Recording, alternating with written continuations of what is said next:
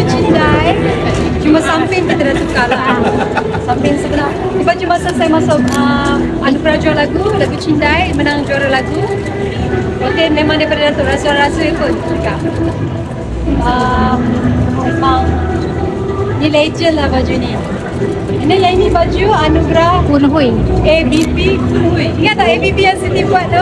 Orang tersayang. Ah, yes. Baik, tak ingat. Itu kan sikit. Budak, kata saya baju lain. Baju saya baju lain Siti tak baik. Siti lah lupa. Okey. Momen ni sebenarnya kita tak boleh apa kata? Tak boleh nak dibeli dengan wang kan.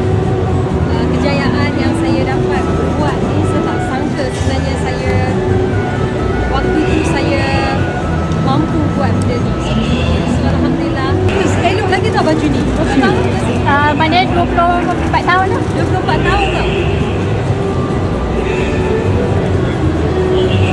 So, ini antara yang kita pilih untuk dipamerkan, dipanggil Spanish Step. Tangga ni, okey.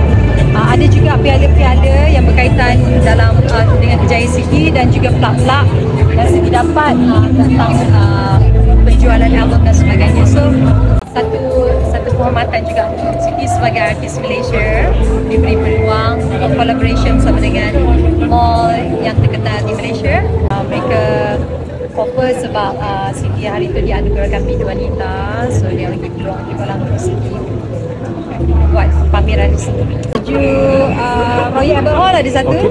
Tu warna pink tu Datuk Raza juga. Konsert Sudirman yang saya pakai baju bendera Malaysia. Baju konsert Mega yang saya turun daripada rooftop tu. So adalah di bench kita kat sini.